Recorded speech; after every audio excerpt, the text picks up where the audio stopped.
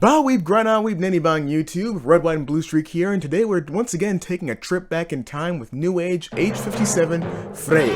As the number suggests, Newage didn't miss a beat when it came to releasing their last perfect dino figure to going to their next fantastic dino release. Unless you count how Power Glide released between the two, but let's not talk about that right now. Figure number wise, they just kept the hits coming with the dino levels. Do I even need to say it at this point? It's tradition at this point. Now say it with me. This is Newage's first, technically second, take it a legend scale version of Swoop, from the Generation 1 version of the Transformers. So for those who don't know who Swoop is, once again I don't really have a lot for you. Big, dumb, awesome looking dino robots originating from Diaclone. What more can I say here besides the fact that Swoop is my favorite out of the dinos? I'm not sure if it's the color scheme, the design itself, or the fact that he turns into a sick robot pterodactyl. But all those are likely reasons, to be honest. Starting with the packaging, you guessed it, it's about the same size as the other Dinobots from Newage with another name with a meaning behind it. After looking up the meaning behind Swoop's third-party name, I wondered if they were going for some sort of Norse mythology theme here, since Ymir is one of the first living beings in Norse mythology, and Freyr is the god of kingship and fertility. Put you right there. But Rhedosaurus is a fictional dinosaur, and the upcoming Gorgo, which is a fun name to say, Gorgo, is an old film with a giant lizard as the antagonist, so I'm not sure if there's anything here unless there's some sort of AB pattern here. Which in that case, the one after Gorgo should be another Norse mythology figure, or event. Maybe Ragnarok, since it'll be the last one? Anyways, we're getting off topic. The packaging looks great as always, and he comes packaged in pterodactyl mode, which is where we won't be starting this time. Had you going a bit, didn't I? Probably not. The robot mode for Freyr here looks amazing. Aesthetically, I've got no complaints with this mode, or the alt mode for that matter. The colors look just right, the sculpting is amazing, the backpack cleans up beautifully like the other dinos, the articulation isn't hindered by any of the parts, which we'll touch on in a moment, and the figure has a nice heft to it even without die-cast parts. Where I may voice a complaint, however, is with one of the joints and how some of the accessories are integrated. Unfortunately, my copy had a loose right leg out of the box. I know there are methods that might help with tightening that joint, and it doesn't impact his ability to stand next to these other figures that he looks great with, Firefox Meteorite Herbie, That One, Light of Victory, Ymir, and Rhedosaurus, but it's just a bit of a bummer nonetheless. When it comes to my issue with the accessories though, there's not much I can really do about that. He comes with these two guns that you've seen on his wings so far that fit nicely into his fists, and even have detachable missiles. And, just like with Studio Series 86 Magnus, there's an effect piece to make it look like the missiles are launching. Always a welcome addition. He also has a flight stand that's not compatible with the robot mode at all, which is a bit of a bummer to be honest. Every other flying figure of Newage's that came with a flight stand is compatible with it in both modes, and with the ability to extend Freyr's wings in robot mode, and with some of the promotional poses here, I definitely hoped the stand would be compatible here. But unfortunately, it seems to only be compatible in pterodactyl mode. Lastly, we have the hands. Once again, Newage carries on the trend of not including hands on the figures out of the box. Still not too big a fan of that, but it ain't the end of the world. He has these fists that I mentioned earlier that can hold his guns, and a set of hinged open hands, which, once again, should be the standard going forward, and I'm glad that Newage is keeping that trend going, at least with the Dinobots. The thing I'm not happy about is how much of a pain it is to change the hands out. Thanks to the design of the forearms for the transformation, the hinge for the hands pushes back really easily, leading me to have to try multiple times, even with the assistance of something trying to hold the panel in place, to get either set of hands on the figure. They look great on him, but it's a pain to get them there in the first place. What isn't a pain though is the articulation on this guy. There's a ball joint at the head, he can look up that far, and down a tiny bit.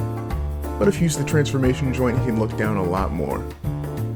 Arms can move out all the way, and if you move the wing back, he can rotate his arm all the way around.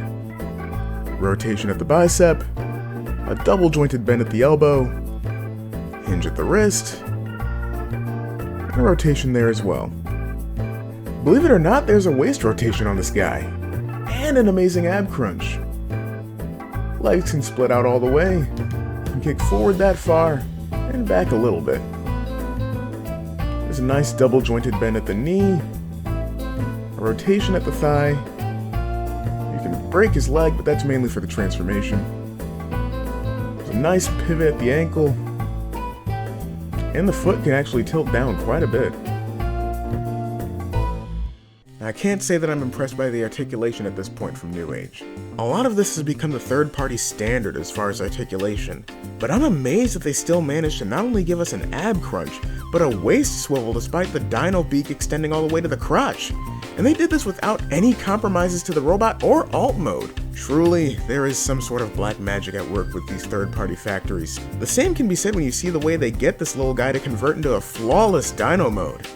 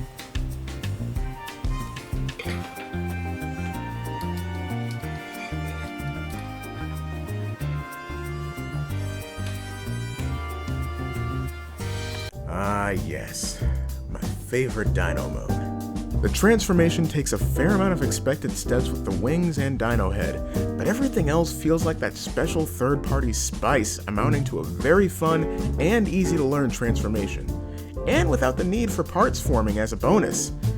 Though that's not the hardest task when it comes to Swoop. Every angle of this mode looks amazing and activates all the appropriate neurons for me to freak out about how awesome and toon-like the Swoop pterodactyl mode is to me. I also love the new sculpted detail we see on the wings here.